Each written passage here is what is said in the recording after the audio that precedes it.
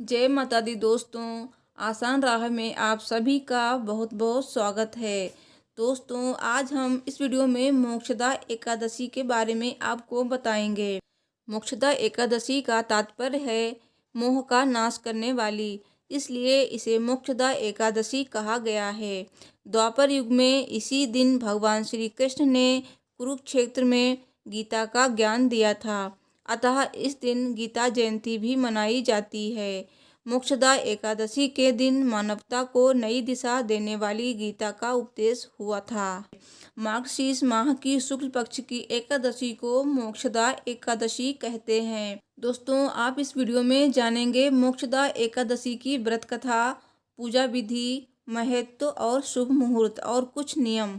दोस्तों, वीडियो शुरू करने से पहले आपसे एक रिक्वेस्ट है, अगर अभी तक आपने मेरे चैनल आसान राह को सब्सक्राइब नहीं किया है तो प्लीज़ सब्सक्राइब कर लीजिए। इससे आपको मेरे हर वीडियो की जानकारी मिलती रहेगी। तो चलिए वीडियो शुरू करते हैं। मान्यता है कि इस दिन विधि विधान से पूजा करने से भगवान विष्णु का आशीर्वाद प्राप्त होता है। धार्मिक मान्यताओं के अनुसार इस व्रत को करने से मोक्ष की प्राप्ति होती है। दोस्तों, मोक्षदा एकादशी व्रत का लाभ व्रती के साथ पितरों को भी मिलता है। इस साल मोक्षदा एकादशी 25 दिसंबर को है। यह साल की आखिरी एकादशी भी है। कहते हैं कि मोक्षदा एकादशी के दिन भगवान श्री कृष्ण ने अर्जुन को मोह भंग करने के लिए मोक्षदायिनी भगवत गीता का उपदेश दिया था, इसलिए इस दिन गीता जयंती भी मनाई जाती है। भगवत गीता के 11वें अध्याय में वर्णित है कि भगवान श्री कृष्ण को अर्जुन ने संपूर्ण ब्रह्मांड में पाया है। श्री कृष्ण में ही अर्जुन ने शिव, ब्रह्मा और जीवन मृत्यु चक्र भी देखा है। मानता है कि भगवान श्री कृष्ण ने इस अध्याय में अपने परम ब्रह्म रूप को व्यक्त किया है। कहा जाता है कि इस अध्याय का पाठ करने से भगवान विष्णु के दर्शन का पुण्य प्राप्त होता है। ऐसे में व्यक्ति की आत्मा मृत्यु के पश्चात परमात्मा के स्वरूप में विलीन हो जाती है, अर्थात मोक्ष की प्राप्ति होती है। दोस्तों, अब जान लेते हैं मोक्षदा एकादशी की व्रत विधि।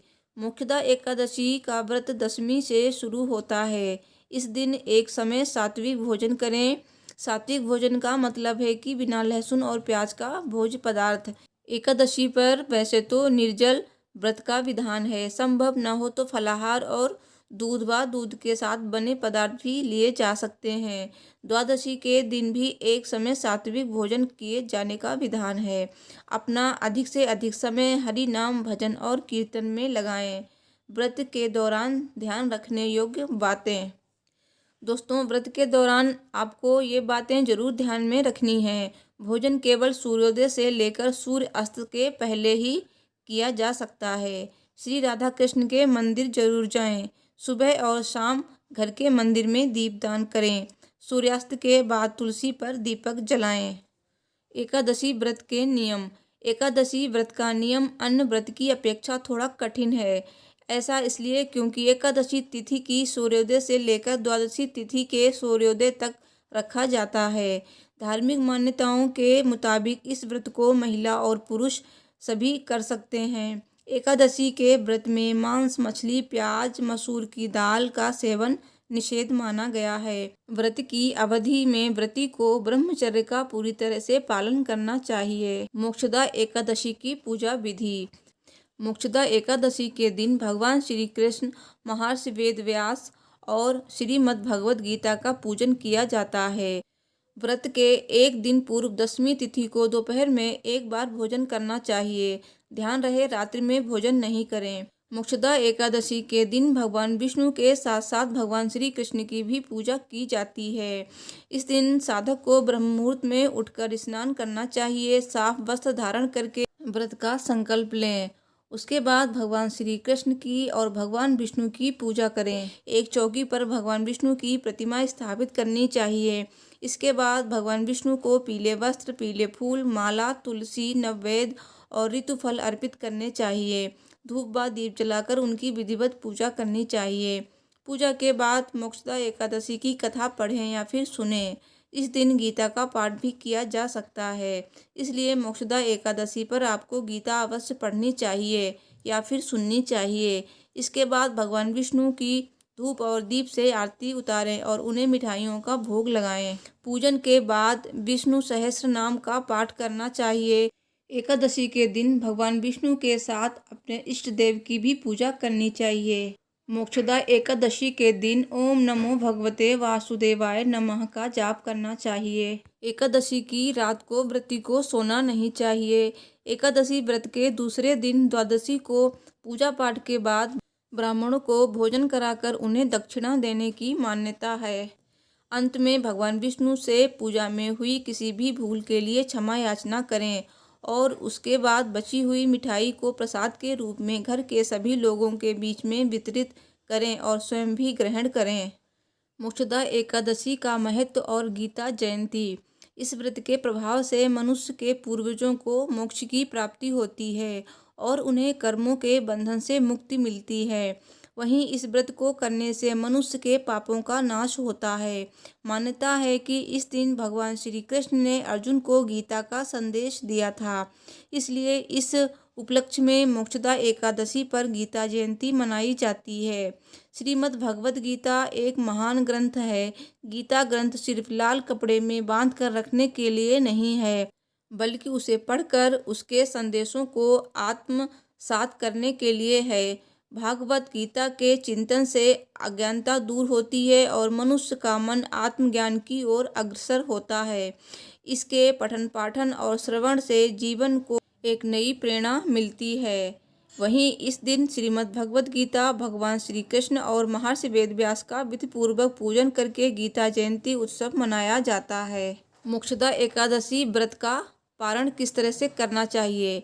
एकादशी व्रत तोड़ने की विधि को पारण कहा जाता है। एकादशी व्रत के पारण का समय आमतौर पर द्वादशी के दिन होता है। एकादशी व्रत समाप्त करने के लिए सबसे अच्छा समय द्वादशी तिथि खत्म होने के पहले का माना जाता है, परंतु द्वादशी तिथि जब सूर्योदय से पहले खत्म हो गई हो तो ऐसे में एकादशी का पारण सूर्योदय के बाद करना चाहिए। पारण हरिवासर में नहीं किया जाता है। हरिवासर द्वादशी तिथि की पहली 1/4 अवधि होती है। मोक्षदा एकादशी का शुभ मुहूर्त 25 दिसंबर 2020। मोक्षदा एकादशी का शुभ मुहूर्त इस प्रकार है। मोक्षदा एकादशी का व्रत मुहूर्त। एकादशी तिथि प्रारंभ हो रही है 24 दिसंबर की रात 11:17 से। एकादशी तिथि समाप्त हो रही है 25 दिसंबर की देर रात 1:54 पर। मोक्षदा एकादशी की कथा। पौराणिक कथा के अनुसार राजा वैखानस नाम का राजा चंपा नगरी में राज करता था। वो राजा चारों वेदों का ज्ञाता था। वैखानस बहुत ही ज़्यादा प्रतापी और धार्मिक था। राजा अपनी प्रजा को संतान की तरह मानता था। एक दिन राजा ने एक सपना देखा। उस सपने में उसके पिता नरक में यातनाएं झेल रहे थे।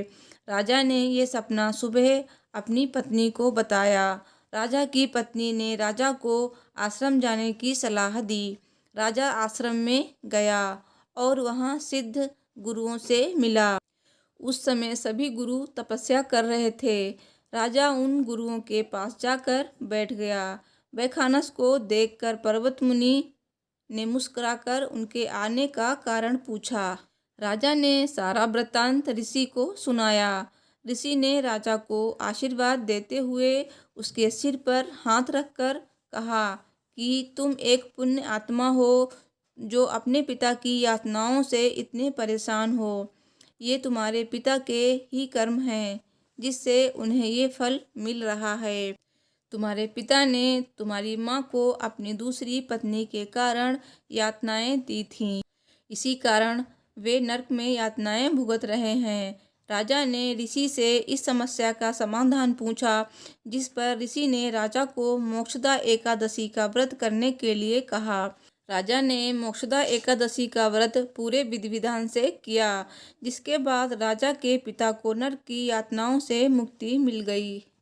तो दोस्तों, आज के वीडियो में इतना ही।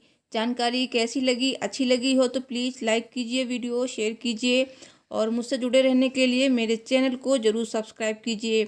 सब्सक्राइब के बाद बेल को भी प्रेस कीजिए ताकि आपको मेरी हर न्यू वीडियोज़ की नोटिफिकेशन मिल सकें, क्योंकि मैं हर रोज़ ऐसी ही वीडियो लेकर आती हूँ।